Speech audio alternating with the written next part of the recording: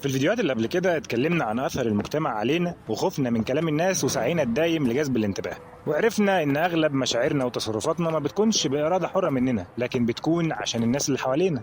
عشان كده في ناس بتستغل الحتة دي فينا ويخلونا نعمل اللي هم عاوزينه، خصوصا لو الناس دول شغلهم بيعتمد على انك تشتري منهم حاجه مثلا او تديهم صوتك في انتخابات او غيره. بس خليني اقول لك حاجه، مفيش زرار ممكن ندوس عليه فيخلي الناس اللي حوالينا تنفذ كل اللي احنا عاوزينه، لكن في شويه طرق واساليب مدروسه نقدر نتعلمها تخلينا نأثر على قرارات الناس اللي حوالينا. اول اسلوب معانا اسمه فوت ان ذا دور، وعشان نفهمه عاوزك تتخيل معايا السيناريو ده. اتفقت انت ومحسن صاحبك النهارده تطلعوا تقعدوا على قهوه شويه وترزعوا لكم شويه ضمن، وفعلا نزلتوا ورحتوا القهوه، ولما جيتوا عشان تطلبوا محسن ميل عليك وقال لك بقول لك ايه، انا نسيت محفظتي النهارده في البيت، ما تعزمني انت على الشاي النهارده. فزي اي صاحب جدع قلت له ولا يهمك، الشاي عندنا النهارده يا سيدي.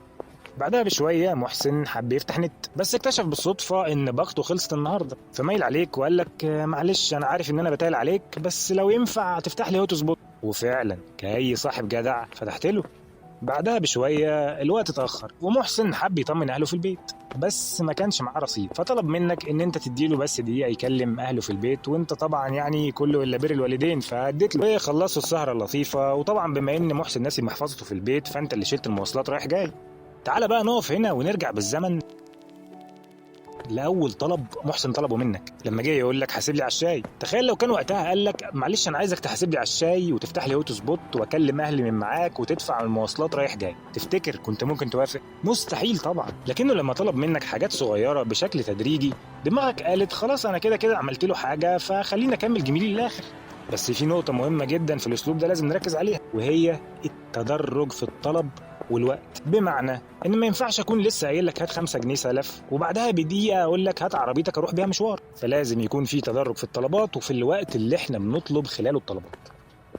الاسلوب رقم 2، دور ان ذا فيس. يعني ايه؟ يعني من البداية تطلب حاجة كبيرة جدا متوقع انها تترفض وانت اصلا مش عاوزها، وبعد ما الشخص يرفضها تبدأ تطلب طلبك الاصغر اللي انت عاوزه فيقوم يوافق. ومين بقى الخبير الاول في الاستراتيجية دي؟ بالظبط ست الحبايب طبعا. تخش محل تسأل عن سعر بنطلون ب 700 جنيه فتقول للبياع يعني ما يمشيش معاك ب 150. هي عارفه انه مستحيل يوافق على الرقم الهزلي ده، والرقم ده مش هو اصلا هدف، هي ممكن تكون عايزه تشتريه ب 300 او 400 جنيه، فلما تخليه يرفض ال 150 جنيه في البدايه وقتها ضميره هيأنبه ويوهمه انها قدمت تنازل ورضيت انها ترفع السعر شويه، فلازم هو كمان يقدم تنازل ويوافق على السعر الجديد. الاسلوب رقم 3، لو بول تكنيك.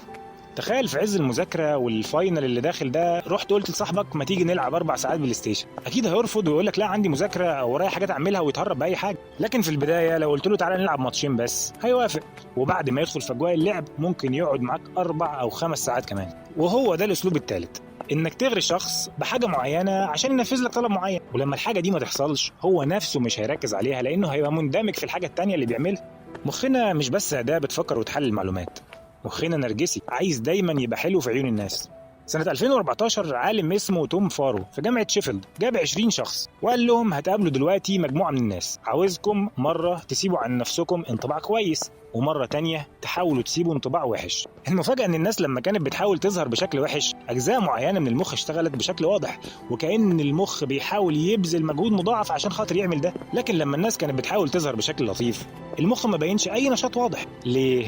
لأن ده الطبيعي، مخنا دايما متعود إنه يسيب انطباع كويس بدون أصلا ما نفكر في ده، وكل أساليب التلاعب النفسي بتستغل الحتة دي فينا. التبرعات، البيع، الشراء، العلاقات العاطفية، كل حاجة بتستغل فينا إن إحنا عايزين نبان كويسين. مخنا بيحب يبان ثابت ما بيغيرش رأيه، وبيحب يبان مسيطر لما يرفض طلب كبير منك وبعدين يرجع يوافق لما انت تنزل بالطلب شوية، وبيحب دايما يفهم انه رد الجميل حتى لو الجميل ده مش حقيقي. الحاجات دي كلها بتخلي سهل جدا التلاعب بينا بأساليب بسيطة، واي حد عنده شوية ذكاء اجتماعي ممكن يستغل ده وياخد مننا اللي هو عاوزه. الناس مش دايما طيبين ومخنا مش دايما منطقي، بس لو فهمنا اللعبة نقدر نلعبها صح، او على الاقل ما نكونش ضحايا فيها. وفي النهاية لو عجبك الفيديو ما تنساش دوس لايك واشترك في القناة، واشوفكم على خير في حلقة جديدة في الشارع.